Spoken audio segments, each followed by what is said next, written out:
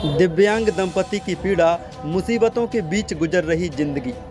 शासन प्रशासन दिव्यांगों के लिए कई योजना चलाकर दिव्यांग जनों को मुख्य धारा से जोड़ने का प्रयास कर रही और दिव्यांगों को भी सशक्त बनाने का काम किया जा रहा। लेकिन झाबुआ जिले के पैटलाबाद तहसील में रहने वाले दिव्यांग दंपति ऐसे हालातों से गुजर रहे जिन हालातों ने उन्हें यह सोचने पर मजबूर कर दिया कि दिव्यांगता से बड़ी पीड़ा रोजगार न मिलने की होती है।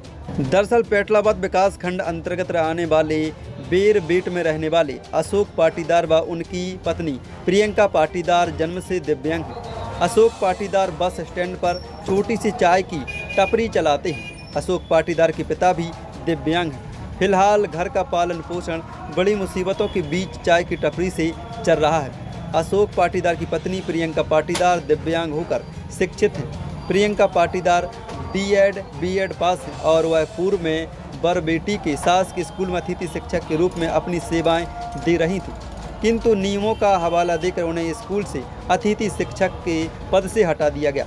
ऐसे में परिवार अब पालन पोषण का संकट आ खड़ा है। क्या नाम है आपका? मेरा नाम है प्रियंका पाटीदार। मैं पहले बोराली में अतिथि शिक्षक के रूप में पढ़ाती थी, फिर शादी हो गई तो यहाँ बरबेट में आ गई। तो यहाँ पे 3 महीने से पढ़ाया, फिर मैं प्रेग्नेंट थी इसलिए मैंने छोड़ दिया। फिर बाद में अगले साल मैंने तलाश करी तो बोला कि यहाँ पे खाली नहीं है। और अभी भी इस बार भी हर स्कूल में 4-5 स्कूल में मैंने आवेदन किया पर कहीं पे भी मेरे को नहीं लगा है। कहाँ तक पढ़ाई कर रखी है? कौन कौन से सर्टिफिकेट है आपके पास? मैंने BA फाइनल कर ली, B.Ed. भी कंप्लीट है, कंप्यूटर डिप्लोमा भी कंप्लीट है मेरा। अच्छा, उसके बाद भी अभी आपको रखने को तैयार नहीं? अभी तक मैं नहीं। स्कूल में गए थे, प्रिंसिपल ने क्या कहा, क्या कहना पड़ रहा है उनका? स्कूल में जाते तो प्रिंसिपल साहब बोलते कि अभी आगे से कोई आदेश नहीं है। अच्छा, तो आप जहाँ पर काम कर रहे हैं वहाँ पर अभी किसी को रख रखा है, उन्होंने कोई काम कर रहा है? वहाँ पे दूसरे परमानेंट टीचर आ गए तो वहाँ पे खाली नहीं है। अच्छा, तो अभी आपका घर का भरण पोषण कैसे चल रहा है, कैसे जीवन यापन कर रहे हैं? ऐसे ही मेरे पति छोटी सी दुकान है उनकी, उसमें कमाते खाते हम।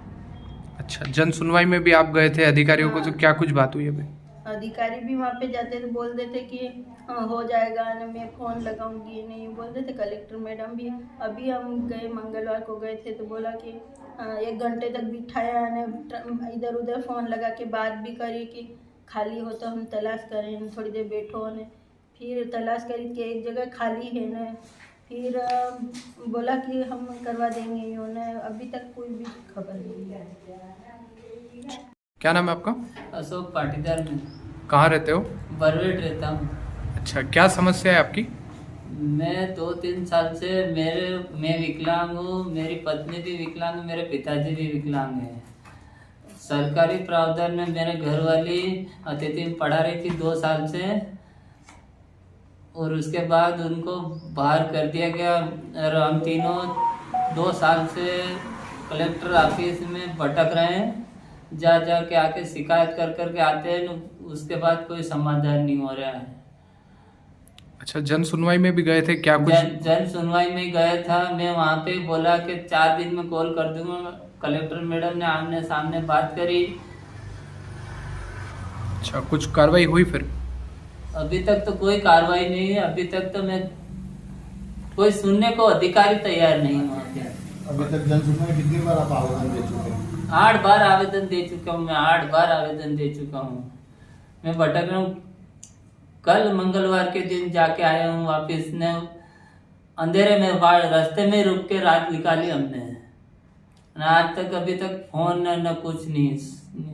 अच्छा, तो रात को लेट हो गए थे आप? लेट हो गए थे, 2-2 बजे तक वहाँ ऑफिस में बैठे हुए थे, कोई अधिकारी सुनने को तैयार नहीं है। अच्छा, जो आपके यहाँ पर स्कूल के जो प्रिंसिपल है उनके पास भी आप गए थे? उनसे क्या बात? गए थे जानकारी लेने, तो वो बोले कि अभी तो कोई आगे से आदेश नहीं आया ने।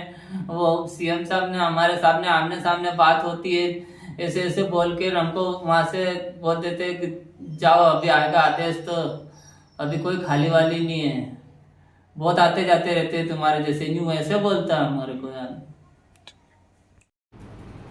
सर, बरबेट निवासी एक विकलांग दंपत्ति है जिसमें जो महिला है सर वो शिक्षित होकर अतिथि शिक्षक के पद पर पदस्थ थे, लेकिन वर्तमान में सर वो उन्हें कोई नौकरी नहीं मिल पा रही है।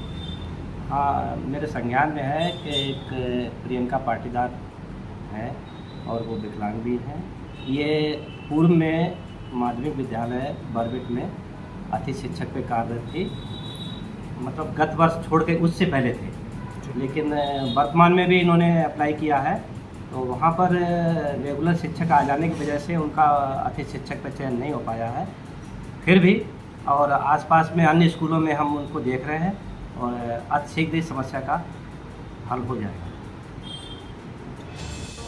परेशान दिव्यांग दंपति शासकीय कार्यालयों के चक्कर लगा रहे और अतिथि शिक्षक के रूप में पुनः किसी स्कूल में पदस्थ किए जाने की गुहार लगा रहे, क्योंकि परिवार पर पालन पोषण का संकट आ गया है। परिवार मुसीबतों के बीच गुजर रहा। कहीं ना कहीं दिव्यांग दंपति जिंदगी हालातों से हताश हो चुकी है। दिव्यांग दंपति द्वारा कई बार जिला स्तर पर भी आवेदन देकर नौकरी दिए जाने की मांग की गई, लेकिन लंबा समय बीत जाने के बाद उन्हें अब तक सिर्फ आश्वासन ही मिलती रहे। लेकिन दिव्यांग दंपति आज भी प्रशासन से गुहार लगाते हुए उनकी सहायता की जाए।